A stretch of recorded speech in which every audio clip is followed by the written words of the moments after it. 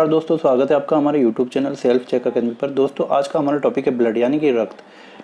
आज के इस टॉपिक से हम टोटल 65 MCQ को सॉल्व करेंगे। दोस्तों MCQ का मतलब होता है मल्टीपल चॉइस क्वेश्चन, मतलब कि हम 65 मल्टीपल चॉइस क्वेश्चन को सॉल्व करेंगे, जिसके बाद आपका जो ब्लड से रिलेटेड टॉपिक है लगभग पूरा हो जाएगा। और आशा करते हैं कि आप हमारे साथ इन 65 MCQ को समझेंगे और ध्यानपूर्वक देखेंगे। शुरू करते हैं। पहला प्रश्न है हमारा, हृदय 1 मिनट में कितना रक्त पंप करता है? प्रश्न का सही आंसर होगा ऑप्शन ए यानी कि 4.5 लीटर रक्त को पंप करता है। अगला प्रश्न है, रक्त का रंग लाल क्यों होता है? प्रश्न का सही आंसर होगा ऑप्शन ए यानी कि हीमोग्लोबिन के कारण जो है मनुष्य के रक्त का जो रंग है लाल होता है। और हीमोग्लोबिन एक प्रकार का प्रोटीन होता है जो मनुष्य के रक्त के साथ मिल जाता है और ऑक्सीजन को मनुष्य के शरीर के विभिन्न हिस्सों तक पहुंचाता है। ठीक है। अगला प्रश्न है, रक्त होता है, रक्त एक संयोजी ऊतक होता है। मतलब इस प्रश्न का सही आंसर होगा ऑप्शन ए। अगला प्रश्न है, रक्त समूह की खोज किसने की थी? प्रश्न का सही आंसर होगा ऑप्शन बी यानी कार्ल लैंडस्टीनर ने रक्त समूह की खोज की थी। सन 1902 में इन्होंने एक खोज करी, जिसके लिए सन 1930 में इन्हें नोबेल पुरस्कार मिला था। अगला प्रश्न है, मानव वयस्क में कुल कितना रक्त होता है? प्रश्न का सही आंसर होगा ऑप्शन ए यानी 5 से 6 लीटर मानव वयस्क में रक्त होता है। अगला प्रश्न है, मानव वयस्क में शरीर के भार का लगभग कितना प्रतिशत रक्त होता है? तो जो मनुष्य का भार होता है दोस्तों, उसका 7% मनुष्य के शरीर में रक्त होता है। मतलब प्रश्न का सही आंसर ऑप्शन बी होगा। अगला प्रश्न है, मानव रक्त का पीएच मान क्या होता है? प्रश्न का सही आंसर होगा ऑप्शन बी यानी 7.4। पीएच स्केल होती है दोस्तों। इस स्केल के द्वारा हम किसी भी पदार्थ की क्षारीयता, किसी प्रकार की क्षारीयता या उदासीनता या अम्लता को ज्ञात करते हैं। ठीक है। यदि पीएच स्केल का मान आया, किसी पदार्थ का 7 आया तो वो क्या हो जाएगा? उदासीन। यदि 7 से कम आया तो अम्लीय, और 7 से ज़्यादा आया तो वो क्या कहलाएगा? क्षारीय। मतलब मनुष्य का जो रक्त है वो किस प्रवृत्ति का होगा? क्षारीय प्रवृत्ति का होगा। अगला प्रश्न देखते हैं, आरबीसी का कब्रिस्तान क्या होता है? क्या आरबीसी का कब्रिस्तान क्या है? प्रश्न का सही आंसर होगा ऑप्शन ए यानी कि प्लीहा जो है आरबीसी का कब्रिस्तान कहलाता है। अगला प्रश्न है, रक्त का शुद्धिकरण कहाँ होता है? प्रश्न का सही आंसर होगा ऑप्शन सी, किडनी में रक्त का शुद्धिकरण होता है। अगला प्रश्न है, आरबीसी का जीवन काल कितना होता है? प्रश्न का सही आंसर होगा ऑप्शन ए यानी 120 दिन जो है आरबीसी का जीवन काल होता है। अगला प्रश्न है, मानव शरीर में रक्त किसकी उपस्थिति के कारण नहीं जमता है?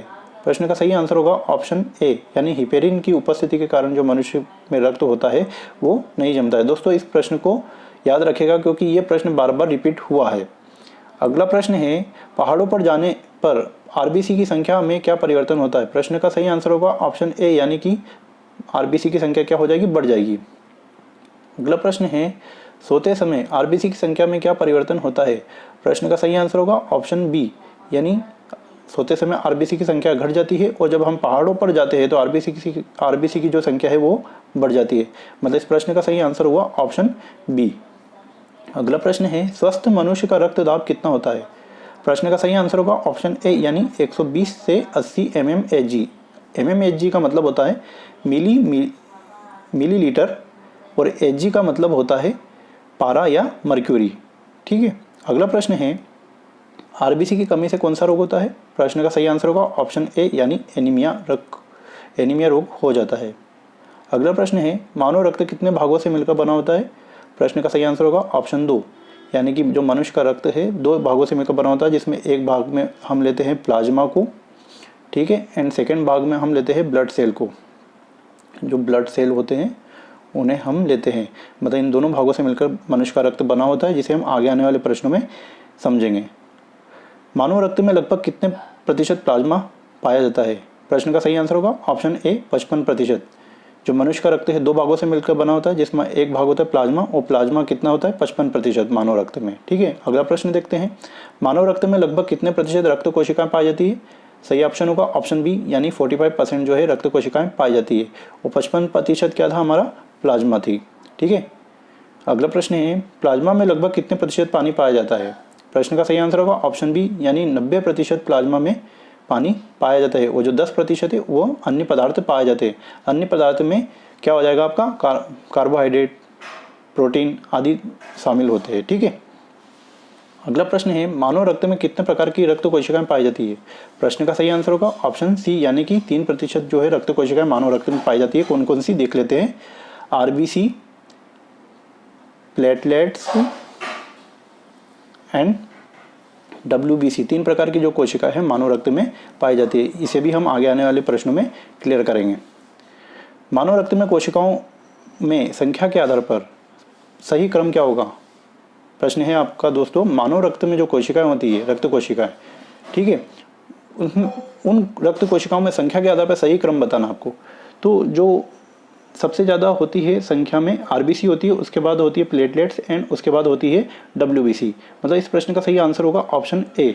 संख्या के आधार पर पूछा गया है तो ऑप्शन ए मतलब सबसे ज़्यादा RBC, then platelets, then WBC. अगला प्रश्न देखते हैं साइज के आधार पर मानव रक्त कोशिकाओं का सही क्रम क्या होगा। प्रश्न का सही आंसर होगा ऑप्शन ए। अब यहाँ पूछा गया साइज के आधार पर, पिछले प्रश्न में संख्या के आधार पर पूछा गया था। साइज के आधार पर पूछेंगे तो सबसे बड़ी जो साइज होती है रक्त कोशिका की वो किसकी होती है, डब्ल्यूबीसी की, देन प्लेटलेट्स, देन आरबीसी सबसे लास्ट में होती है। साइज के आधार पर सबसे छोटी जो रक्त कोशिका कौन सी होती है, आरबीसी होती है, और सबसे बड़ी डब्ल्यूबीसी, ठीक है। अगला प्रश्न है कौन सा प्रोटीन है जो रक्त का थक्का जमने में मदद करता है। प्रश्न का सही आंसर होगा ऑप्शन ए फाइब्रिनोजेन। जो प्रोटीन होता है दोस्तों जो रक्त प्लाज्मा में होता है, रक्त प्लाज्मा में जो हमारा फाइब्रिनोजेन प्रोटीन होता है वो रक्त का थक्का जमने में मदद करता है। अगला प्रश्न है रक्त में आरबीसी का प्रतिशत कितना होता है। प्रश्न का सही आंसर होगा ऑप्शन बी यानी रक्त में आरबीसी का प्रतिशत 90% होता है। आरबीसी का निर्माण हमारे शरीर में कहाँ होता है। प्रश्न का सही आंसर होगा ऑप्शन ए यानी अस्थि मज्जा में आरबीसी का निर्माण होता है। अगला प्रश्न है हमारे शरीर में हीमोग्लोबिन की मुख्य भूमिका क्या होती है। प्रश्न का सही आंसर होगा ऑप्शन ए यानी शरीर के विभिन्न भागों तक ऑक्सीजन पहुंचाना। हमने पिछले प्रश्न में बताया था दोस्तों कि हीमोग्लोबिन हमारे रक्त के साथ घुलकर या रक्त के साथ क्रिया करके क्या करता है, ऑक्सीजन को विभिन्न अंगों तक पहुंचाने का काम करता है, ठीक है। अगला प्रश्न है डब्ल्यूबीसी का मुख्य कार्य क्या होता है। प्रश्न का सही आंसर होगा ऑप्शन सी यानी जो मनुष्य में रक्त कोशिका होती है डब्ल्यूबीसी वो क्या करती है, मनुष्य के शरीर की रोग प्रतिरोधक क्षमता है उसे बढ़ाने का कार्य करती है। अगला प्रश्न है डब्ल्यूबीसी की मात्रा सामान्य से अधिक हो जाना क्या कहलाता है। प्रश्न का सही आंसर होगा ऑप्शन ए यानी ल्यूकेमिया। जब मनुष्य के शरीर में डब्ल्यूबीसी रक्त कोशिकाओं की मात्रा बढ़ जाती है तो वो ल्यूकेमिया कहलाती है। ल्यूकेमिया मतलब ब्लड कैंसर होता है, ठीक है, याद रखिएगा। अगला प्रश्न है डब्ल्यूबीसी की मात्रा सामान्य से कम हो जाना क्या कहलाता है। प्रश्न का सही आंसर होगा ऑप्शन बी यानी ल्यूकोपीनिया। याद रखिएगा अगर कम हो गई तो ल्यूकोपीनिया और डब्ल्यूबीसी की मात्रा बढ़ गई तो ल्यूकेनिया। अगला प्रश्न है डब्ल्यूबीसी का वैज्ञानिक नाम क्या होता है। तो हमारे जो वाइट ब्लड सेल है इनका वैज्ञानिक नाम ल्यूकोसाइड होता है। क्या होता है, ल्यूकोसाइड। मतलब इस प्रश्न का सही आंसर ऑप्शन ए होगा। अगला प्रश्न है मानव शरीर में सबसे ज़्यादा डब्ल्यूबीसी कौन सी है। प्रश्न का सही आंसर ऑप्शन ए यानी न्यूट्रोफिल्स जो डब्ल्यूबीसी है वो मानव शरीर में सबसे ज़्यादा पाई जाती है। अगला प्रश्न है मानव शरीर में सबसे कम डब्ल्यूबीसी कौन सी होती है। प्रश्न का सही आंसर होगा ऑप्शन बी यानी बेसोफिल्स जो डब्ल्यूबीसी है मानव शरीर में सबसे कम मात्रा में पाई जाती है। अगला प्रश्न है मानव शरीर में सबसे बड़ी डब्ल्यूबीसी कौन सी है। प्रश्न का सही आंसर होगा ऑप्शन सी यानी मोनोसाइट जो है मानव शरीर में सबसे बड़ी डब्ल्यूबीसी होती है। अगला प्रश्न है मानव शरीर में सबसे छोटी डब्ल्यूबीसी कौन सी है। प्रश्न का सही आंसर होगा ऑप्शन डी यानी लिम्फोसाइट जो है मानव शरीर में सबसे छोटी डब्ल्यूबीसी होती है।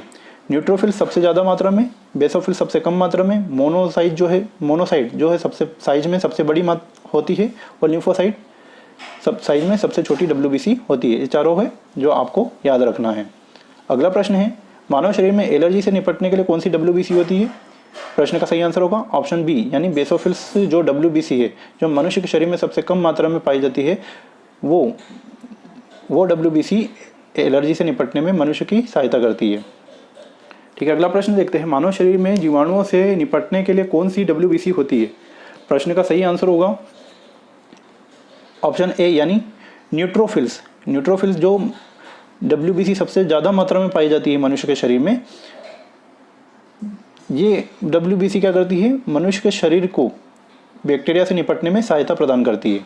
अगला प्रश्न है, मानव शरीर में प्रोटोजोआ और विषाणुओं से निपटने के लिए कौन सी WBC होती है? प्रश्न का सही आंसर होगा ऑप्शन बी यानी एसिनोफिल्स। एसिनोफिल्स जो WBC होती है वो मनुष्य के शरीर को प्रोटोजोआ और विषाणुओं से निपटने में सहायता प्रदान करती है। अगला प्रश्न है, प्लेटलेट्स या बिंबाणु का वैज्ञानिक नाम क्या होता है? प्रश्न का सही आंसर होगा ऑप्शन सी यानी थ्रोम्बोसाइट जो है प्लेटलेट्स या बिंबाणु का वैज्ञानिक नाम होता है। अगला प्रश्न है, RBC की संख्या किसके द्वारा मापी जाती है? प्रश्न का सही आंसर होगा ऑप्शन बी यानी हीमोसाइटोमीटर के द्वारा RBC की संख्या को मापा जाता है। अगला प्रश्न है, मनुष्य का रक्तदाब किस मापक द्वारा मापा जाता है? प्रश्न का सही आंसर होगा ऑप्शन ए यानी स्फिग्मोमेनोमीटर के द्वारा मनुष्य का रक्तदाब मापा जाता है। अगला प्रश्न है, प्लेटलेट्स का निर्माण कहाँ होता है? प्रश्न का सही आंसर होगा ऑप्शन ए यानी अस्थि मज्जा में प्लेटलेट्स का निर्माण होता है। दोस्तों, प्लेटलेट्स हुआ या RBC हुआ या WBC हुआ, तीनों का ही निर्माण की बात आती है तो इन तीनों का निर्माण कहाँ होता है? अस्थि मज्जा में ही होता है। अगला प्रश्न है, प्लेटलेट्स का जीवन काल कितना होता है? प्रश्न का सही आंसर होगा ऑप्शन ए यानी 8 से 10 दिन प्लेटलेट्स का जीवन काल होता है। अगला प्रश्न है, प्लेटलेट्स की संख्या बढ़ना क्या कहलाता है? प्रश्न का सही आंसर होगा ऑप्शन ए यानी थ्रोम्बोब्लास्टिंग जो है प्लेटलेट्स की संख्या बढ़ना कहलाता है। अगला प्रश्न है, कॉकरोच के रक्त को क्या कहते हैं? दोस्तों, ये प्रश्न जो है वर्ष 2019 में SSC की किसी एग्जाम में पूछा गया था। ठीक है, तो इसको नोट करना। कॉकरोच के रक्त को क्या कहते हैं? हीमोलिम्फ कहते हैं। क्या कहते हैं? हीमोलिम्फ। प्रश्न का सही आंसर है ऑप्शन ए हीमोलिम्फ जो है कॉकरोच का रक्त कहलाता है। अगला प्रश्न है, किस जीव का रक्त सफ़ेद होता है? प्रश्न का सही आंसर होगा ऑप्शन ए यानी कॉकरोच का जो रक्त है सफ़ेद होता है। क्यों? क्योंकि कॉकरोच के रक्त में हीमोग्लोबिन की जो मात्रा होती है दोस्तों, जो हीमोग्लोबिन की मात्रा होती है इसमें न के बराबर होती है। इसी कारण कॉकरोच का जो रक्त है वो सफ़ेद होता है और इसके रक्त को हम क्या बोलते हैं? हीमोलिम्फ बोलते हैं। अगला प्रश्न है, किस जीव का खून तांबे की अधिकता के कारण नीला होता है? प्रश्न का सही आंसर होगा ऑप्शन डी यानी ऑक्टोपस। ऑक्टोपस का खून जो है दोस्तों नीला होता है। और नीला क्यों होता है? क्योंकि इसके खून में तांबे की अधिकता होती है। ठीक है, अगला प्रश्न देखते हैं, हीमोग्लोबिन क्या है? प्रश्न का सही आंसर होगा ऑप्शन बी यानी हीमोग्लोबिन एक प्रकार का प्रोटीन है जो रक्त के साथ मिलकर ऑक्सीजन को शरीर के विभिन्न अंगों तक पहुंचाने का कार्य करता है और हीमोग्लोबिन के कारण ही मनुष्य का रक्त जो है लाल होता है। ठीक है, अगला प्रश्न है, WBC का निर्माण कहाँ होता है? प्रश्न का सही आंसर होगा ऑप्शन ए यानी अस्थि मज्जा में WBC का निर्माण होता है। अगला प्रश्न है, रक्त के शुद्धिकरण की प्रक्रिया क्या कहलाती है? प्रश्न का सही आंसर होगा ऑप्शन ए यानी डायलिसिस जो है रक्त के शुद्धिकरण की प्रक्रिया कहलाती है। अगला प्रश्न है, मनुष्य के रक्त को कितने समूह में बांटा गया है? तो मनुष्य के रक्त को टोटल 4 समूह में बांटा गया है। उनसे A, B, AB and O। और कार्ल लैंडस्टीनर ने सन 1902 में इसकी या रक्त समूह की खोज की थी, जिसके लिए 1930 में उन्हें नोबेल पुरस्कार मिला था। ठीक है, याद रखना। अगला प्रश्न है, रक्त में RBC और WBC का कितना अनुपात होता है? प्रश्न का सही आंसर होगा ऑप्शन ए यानी 600:1। यानी मनुष्य के शरीर में यदि RBC 600 है तो WBC कितना होगी? 1। अगला प्रश्न है, किस रुधिर वर्ग को सर्वदाता रुधिर वर्ग कहा जाता है? सर्वदाता मतलब यूनिवर्सल डोनर की बात की जाती है तो ब्लड ग्रुप O आता है। ठीक है, अगला प्रश्न है, किस रुधिर वर्ग को सर्वग्राही रुधिर वर्ग कहा जाता है? सर्वग्राही रुधिर वर्ग किसे कहा जाता है? प्रश्न का सही आंसर होगा ऑप्शन सी यानी AB को। अगला प्रश्न है, किस रुधिर वर्ग में कोई एंटीजन नहीं पाया जाता है? तो ब्लड ग्रुप जो O होता है दोस्तों, इसमें किसी प्रकार का एंटीजन नहीं पाया जाता है क्योंकि O में एंटीबॉडी पाई जाती है। एंटीबॉडी की बात आती है तो किस में पाई जाती है? O में। अगला प्रश्न है, किस रुधिर वर्ग में कोई एंटीबॉडी नहीं पाई जाती? तो एंटीबॉडी काय में पाई जाती है? ओ में। ठीक है, ओ काय में आ रहा है? एंटीबॉडी में, स्पेलिंग में ही ओ आ रहा है, तो ऐसे याद रख लेना। एंटीबॉडी काय में? ओ में। इसमें एंटीबॉडी है तो एंटीजन किस में होगा? एंटीजन किस में होगा? ए बी, ब्लड ग्रुप जो ए बी है इसमें क्या होगा? एंटीजन। और ब्लड ग्रुप ओ इसमें क्या होगा? एंटीबॉडी। ठीक है, लेकिन जो प्रश्न है वो क्या है? किस रुधिर वर्ग में कोई एंटीबॉडी नहीं पाई जाती है? तो ब्लड ग्रुप कौन सा हुआ? सी, क्योंकि सी में तो एंटीजन होता है, मतलब ऑप्शन सी मतलब ब्लड ग्रुप जो ए बी है, ए बी में क्या होगा? एंटीजन है, मतलब ए बी में एंटीबॉडी नहीं होगी। अगला प्रश्न है, मनुष्य का रक्त कैसा होता है? अम्लीय, क्षारीय, उदासीन, उपयुक्त में से कोई नहीं। तो प्रश्न का सही आंसर होगा ऑप्शन बी यानी क्षारीय प्रवृत्ति का होता है, क्योंकि मनुष्य का जो पीएच स्केल होती है वो कितनी होती है? 7.4, और 7 से ऊपर है तो 7.4 है तो क्षारीय हुआ, क्योंकि 7 से ऊपर है। और 7 से नीचे होता है, यदि मनुष्य का जो पीएच स्केल 7 से नीचे होती तो अम्लीय कहलाती, लेकिन 7.4 है तो मनुष्य की जो रक्त है वो कितना क्या होगा? क्षारीय प्रवृत्ति का होगा। अगला प्रश्न है, पुरुषों की तुलना में महिलाओं में रक्त होता है? प्रश्न का सही आंसर होगा ऑप्शन ए यानी आधा लीटर कम होता है। महिलाओं में पुरुषों की तुलना में आधा लीटर कम ब्लड होता है, याद रखना। अगला प्रश्न है, रक्त के अध्ययन को क्या कहते हैं? प्रश्न का सही आंसर होगा ऑप्शन ए हीमेटोलॉजी कहते हैं। रक्त के अध्ययन को हीमेटोलॉजी कहा जाता है। अगला प्रश्न है, प्लाज्मा में फाइब्रिनोजेन को निकालने के बाद जो शेष बचता है उसे क्या कहते हैं? तो दोस्तों, रक्त प्लाज्मा में जो फाइब्रिनोजेन प्रोटीन होता है, जब इसको निकाल लिया जाता है तो क्या बचता है? सीरम बचता है। प्रश्न का सही आंसर होगा बी। अगला प्रश्न है, प्लाज्मा का रंग कैसा होता है? प्रश्न का सही आंसर होगा ऑप्शन ए हल्का पीला होता है। अगला प्रश्न है, प्लाज्मा का रंग हल्का पीला किस कारण होता है? प्रश्न का सही आंसर होगा ऑप्शन बी यानी बिलीरुबिन जो वर्णक है उसके कारण प्लाज्मा का जो रंग है हल्का पीला होता है। अगला प्रश्न है, भ्रूण अवस्था में आरबीसी का निर्माण कहाँ होता है? प्रश्न का सही आंसर होगा ऑप्शन ए यकृत में। भ्रूण अवस्था में आरबीसी का निर्माण जो है यकृत में होता है। ठीक है, भ्रूण अवस्था के पश्चात की जो अवस्था होती है उसमें आरबीसी का निर्माण कहाँ होगा? अस्थि मज्जा में, अस्थि मज्जा, उसके पहले यकृत में, याद रखना। अगला प्रश्न है, ऑक्सीजन युक्त शुद्ध रक्त को फेफड़ों से हृदय तक ले जाने का काम कौन करता है?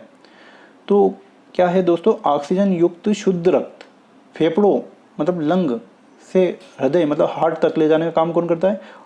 धमनी करती है। प्रश्न का सही आंसर होगा ऑप्शन ए। दोस्तों, याद करने का तरीका होगा, जैसे हृदय क्या करता है? धमधम करता है, धमधम, यहाँ धमनी में भी धमधम है, वो धमनियाँ क्या करती है? शुद्ध रक्त ले जाती है कहाँ तक? हार्ट तक। ठीक है, तो हार्ट तक पहुँचने की हिम्मत किस में? धमनी में ही है ना, याद रखना। धमनी क्या करती है? शुद्ध रक्त ले जाती है ऑक्सीजन युक्त, कहाँ? लंग से हार्ट तक। अगला प्रश्न है, अशुद्ध रक्त को शरीर के विभिन्न अंगों से फेफड़ों तक पहुंचाने का काम कौन करता है? सही ऑप्शन होगा ऑप्शन बी यानी शिराएं। दोस्तों, पिछले प्रश्न में हमने देखा ऑक्सीजन युक्त शुद्ध रक्त। अब इसका एक अपवाद भी होता है, पल्मोनरी धमनी। जो पल्मोनरी धमनी होती है वो क्या करती है? वो अशुद्ध रक्त ले जाती है। अशुद्ध रक्त शरीर के विभिन्न अंगों से फेफड़ों तक ले जाती है। कहाँ से? शरीर के विभिन्न अंगों से फेफड़ों तक ले जाती है। ये अपवाद है पल्मोनरी धमनी। और बाकी जो नॉर्मल धमनियाँ होती है वो शुद्ध रक्त ले जाती है फेफड़ों से हृदय तक, याद रखना। अगला प्रश्न, अशुद्ध रक्त हमने करा, इसमें भी अपवाद होता है। इसमें भी पल्मोनरी शिराएं होती है, वो क्या करती है? वो शुद्ध रक्त ले जाती है, कहाँ? फेफड़ों से हार्ट तक। ठीक है, प्रश्न इस वीडियो का आखिरी क्वेश्चन है या आखिरी जो प्रश्न है हमारा, देख लेते हैं। ब्लड बैंक किसे कहते हैं? 4 ऑप्शन में सही ऑप्शन होगा ऑप्शन डी यानी सभी, क्योंकि प्लीहा है उसी को हम स्प्लीन कहते हैं और इसी को हम तिल्ली भी कहते हैं। आपके प्रश्न में कुछ भी ऑप्शन दे, आप उसको आसानी से चेक लगा सकते हैं। ठीक है दोस्तों, आज का हमारा वीडियो आपको कैसा लगा? पसंद आए तो एक लाइक ज़रूर करें, चैनल को सब्सक्राइब करें ताकि हम भी मोटिवेट हों आपको इस प्रकार के वीडियो बना के कंटिन्यू भेजते रहें। मिलते हैं अगले वीडियो में, तब तक के लिए जय हिंद, जय भारत।